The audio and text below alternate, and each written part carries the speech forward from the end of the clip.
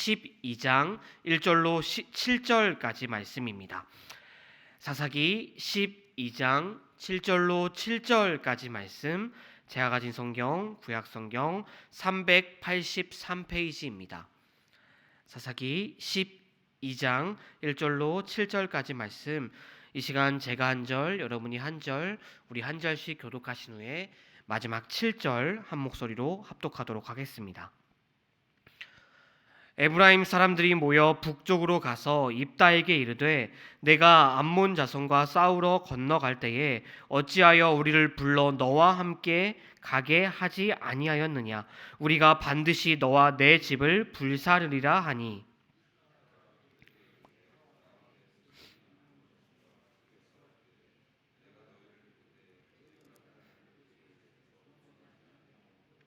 나는 너희가 도와주지 아니하는 것을 보고 내 목숨을 돌보지 아니하고 건너가서 암몬 자손을 쳤더니 여호와께서 그들을 내 손에 넘겨 주셨거늘 너희가 어찌하여 오늘 내게 올라와서 나와 더불어 싸우고자 하느냐 하니라.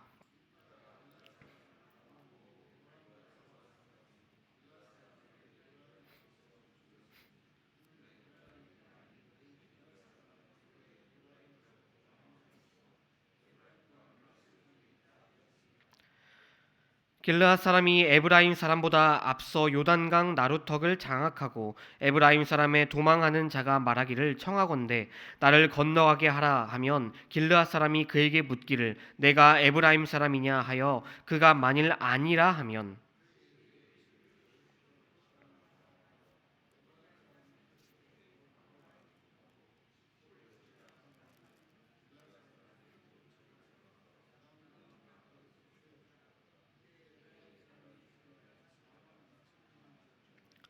함께 읽겠습니다. 입다가 이스라엘 사사가 된 지 6년이라 길르앗 사람 입다가 죽음에 길르앗에 있는 그의 성읍에 장사되었더라. 아멘. 우리는 이 세상에서 이런저런 사람들과 이 공동체를 항상 이루게 됩니다. 그 공동체에 있는 사람들, 그 공동체를 이루는 사람들의 명목을 보게 되면 어떤 사람들은 그 공동체가 화합을 이루는데 큰 유익이 되지만 또 어떤 사람들은 그 공동체의 화합을 깨뜨리는 사람들도 있곤 합니다. 특히 다른 사람들을 깔보고 업신여기며 무시하는 사람, 또 이기적인 사람, 뻔뻔한 사람, 이런 사람들이 그 공동체 안에 있다면 그 공동체가 화합을 이루는데 많은 어려움을 주곤 하죠. 오늘 우리가 함께 읽은 이 말씀에도 그 이스라엘이라는 공동체의 화합을 깨뜨리는 사람들이 등장합니다. 바로 에브라임 지파 사람들이죠. 그들은 다른 사람들을 깔보며 업신여기며 무시했고 또 이기적이며 뻔뻔한 사람들이었음을 오늘 말씀 가운데 우리는 발견하게 됩니다. 오늘 말씀을 잠시 살펴보게 되면 이 말씀은 암몬과의 전쟁에서 승리를 거둔 입다에게 그 에브라임 사람들이 찾아오는 장면으로 그 말씀이 시작됩니다. 그 에브라임 지파 사람들은 입다를 축하하려 온 것은 아니었습니다. 그들은 지금 입다에게 화를 내며 입다에게 따지고 있죠. 성도 여러분, 왜 이 에브라임 지파들은 승리를 거둔 입다와 그 사람들에게 화를 내고 있는 것일까요? 그들의 말을 보게 되면 그들은 왜 암몬과 싸우러 갈 때에 우리를 부르지 않았냐라고 입다에게 화를 내며 입다에게 따지고 있음을 우리는 발견하게 됩니다. 그런데 성도 여러분, 만일 입다가 정말로 에브라임 지파를 따돌린 것이었으면, 입다가 암몬과의 전쟁에서 에브라임 지파를 따돌리고 그들을 부르지 않았다면 이렇게 에브라임 지파 사람들이 화를 내는 것이 이상한 것은 아닙니다. 왜냐하면 하나님의 백성으로서 하나님의 그 놀라운 승리의 역사에 참여하고 싶은 것은 이스라엘 사람이라면, 하나님의 백성들이라면 당연한 것이기 때문이죠. 그런데 정말로 입다가 그들을 따돌리고 그들을 부르지 않은 것입니까? 아닙니다. 입다와 이 길르앗 사람들은 그럴 상황도 그럴 처지도 아니었습니다. 오히려 입다는 그 전쟁에 앞서서 가장 먼저 에브라임 지파 사람들을 찾아가서 우리를 도와달라고 요청했습니다. 그런데 그 요청을 에브라임 지파 사람들은 거절했죠. 무시했습니다.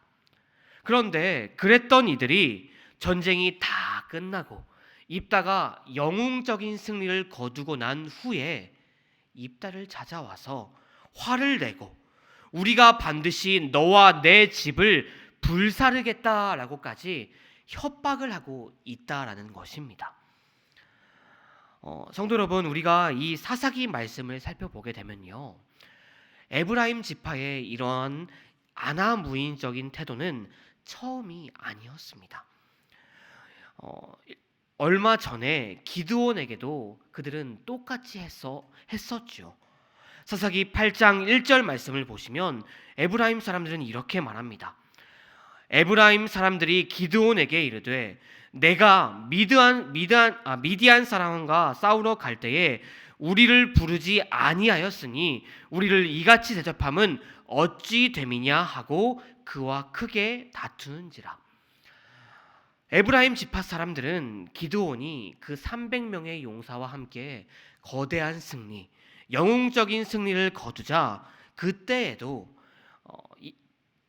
기드온에게 몰려와서 화를 내고 소란을 일으켰습니다. 그들 기드온과 싸우려 하였죠. 자, 그렇다면 에브라임 사람들은 도대체 왜 이러는 것일까요? 어째서 말도 안 되는 이유로 한 번뿐이 아니라 두 번씩이나, 그것도 사사들, 하나님께서 친히 세우신 사사들에게 찾아와서 그들에게 이렇게 시비를 걸어왔던 것일까요? 그것은요, 에브라임 지파가 그 이스라엘 사람들 가운데, 이스라엘 백성들 가운데 누리고 있었던 그 지위, 그들이 있었던 그 지위 때문이기도 합니다. 우리는 보통 이 다윗이라는 인물 때문에 이스라엘 백성들 가운데 가장 크고 가장 강한 지파가 어디냐 하면은 보통 유다 지파를 떠올리곤 합니다. 그런데 사실요, 이스라엘 안에서 가장 크고 가장 수도 많고 가장 강했던 지파는 유다 지파가 아니라 에브라임 지파입니다. 에브라임 지파는 요셉의 둘째 아들 에브라임의 후예들이죠. 그들은 굳이 이 배분, 그 형제들 가운데 배분을 따지면 그들은 이스라엘 지파에서 가장 막내 지파입니다. 그러나 하나님께서는 이 야곱을 통해서 에브라임이 모든 형제 중 가운데 으뜸이 되도록 축복하셨고, 그 결과 에브라임은 이스라엘의 장자 역할을 하면서 이스라엘 전체에서 가장 크고 가장 강한 영향력을 끼치는 지파로서 지금까지 지내왔습니다. 더욱이 이 가나안 정복의 영웅 여호수아가 이 에브라임 지파 출신이다 보니 그들은 이스라엘 내에서 이 엄청난 특권 의식을 가지고 살아왔습니다. 정말 작은 것도, 정말 작은 결정도 그들을 통하지 않으면 화내고 싸우고 다른 지파 사람들에게 쳐들어가서 오늘 말씀과 같이 따지고 이런 모습을 수도 없이 보여왔다라는 것입니다. 그들은요, 자신들만이 이스라엘의 지도자라고 생각했던 것입니다. 그런데 그들이 평소에 깔보고 무시하던 다른 지파 사람들이 지금 놀라운 승리를 거둔 것입니다. 그 사사라는 존재가 자신들 에브라임 지파에서 나오지도 않은 것도 불만스러운데 그들이 평소에 무시해왔던 그 입다라는 사사가 엄청나게 커다란 승리를 거두고 다른 지파 사람들에게 민족적인 찬사를 받고 민족의 지도적 위치에 올라서자 그런 모습을 용납할 수가 없었던 것이라는 것입니다. 결국 에브라임이 입다와 또 기드온에게 시비를 건 것은요, 그들의 그 높아진 위상을 꺾어서 우위를 점하려는 의도도 포함되어 있었던 것입니다. 성도 여러분, 에브라임 지파 사람들이 정말로 이스라엘의 그 지도자적인 위치를 갖고 싶었더라면, 그들이 그 이스라엘 안에서 그들의 누리고 있는 그 위치와 권위를 포기하고 싶지 않았더라면, 그들은 그들의 형제들의 힘들어할 때, 그들의 형제들이 도움을 요청할 때 그들이 나아가서 싸웠어야만 했습니다. 그들은 이전에 그들이 했었던 그런 모습과 다르게 먼저 나아가서 싸우고 먼저 나아가서 그들의 형제들의 슬픔과 어려움을 해결해 주어야만 했지요. 장자 역할을 하는 소위 명문 지파로서 그러한 위치에 합당한 모습을 보여야만 했습니다. 그러나 그들은 그러지 않았다라는 것입니다. 적들과 힘써 싸우고 있는데 에브라임 지파 사람들은 모른 척하고 그냥 우리끼리 살아가자라고 하고 있었다라는 것입니다. 그들은 민족을 위해서 피 흘리는 것은 싫지만 민족의 지도자적인 위치는 유지하고 싶었던 정말 이기적이고 뻔뻔한 사람들이었다라는 것입니다. 그리고 결국 아나무인적이고 이기적이고 뻔뻔한 에브라임 지파 사람들은 임자를 만나게 됩니다. 이전의 기드온이었다면, 이전의 기드온은 에브라임 지파 사람들이 화내며 찾아왔을 때 한 수 물려주었죠. 오히려 에브라임 지파 사람들을 띄워주면서 아이고 여러분들이 지금까지 얼마나 많은 일을 했음을, 얼마나 이 이스라엘 위해서 일하였음을 내가 안다라고 말하면서 그들을 오히려 자신보다 높은 위치에 앉혀주었습니다. 그러나 입단은 그러지 않았죠. 말 그대로 밑바닥 출신이었던 입단은 이런 아나무인적이며 이기적이고 뻔뻔한 에브라임 지파 사람들을 용납하지 못했습니다.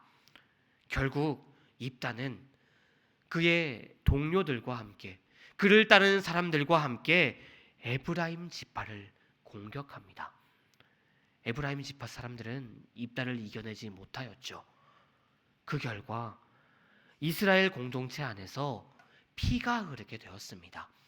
한 형제들 가운데 서로를 죽이고 죽이는 끔찍한 일이 일어나게 된 것입니다. 그 결과 형제들 가운데 끔찍한 일이 일어나게 되었고, 그 결과 사사시대의 이스라엘 공동체는 상처받고 아픈 가운데 결코 하나 되지 못하는, 형제들 가운데 다툼이 항상 있고 증오가 있고 사랑이 싹트지 못하는 그런 일이 그 가운데 일어나게 되는 정말 안타까운 일이 이스라엘 백성들 가운데 일어나게 된 것입니다. 성도 여러분, 우리는 이 땅 가운데 하나님의 백성으로서 한 공동체, 믿음의 공동체를 이루고 있습니다. 그런데 우리가 살아가고 있는 이 땅은, 이 세상은 마치 그 먼 옛날 사사시대처럼 많은 어려움이 있고 우리 공동체를 무너뜨리려 하는 많은 적들이 있습니다. 성도 여러분, 이 정말 힘들고 정말 어려운 세상 가운데 한 공동체를 누리고 있는 우리가 우리 공동체를 지키고 바로 세우기 위해서 우리가 해야 할 것은 무엇입니까? 한 말씀을 우리가 나누고 한 말씀을 붙잡고 살아가는 것, 그것은 당연합니다. 그런데 그것뿐만이 아니라 그 공동체를 이루고 있는 우리가 해야 할 것이 있죠. 그것은 바로 우리의 형제들을 사랑하는 것입니다. 주님께서 우리를 사랑하셨듯 주님께서 그 사랑으로 말미암아 우리를 한 백성이, 한 공동체를 이루게 하여 주셨음을 기억하고 믿고 우리도 서로 사랑하는 것, 그것이 우리가 해야 할 일이라고 생각합니다. 나만 알고 이기적이고 뻔뻔했던 그 에브라임 모습을 버리고 우리를 사랑하신 주님을 닮아가야 한다라는 것입니다. 바라옵기는 우리 정윤교회가 그 사랑이 넘치는 교회가 되기를 바랍니다. 사랑이 모범이 되는 그런 공동체가 되기를 바랍니다.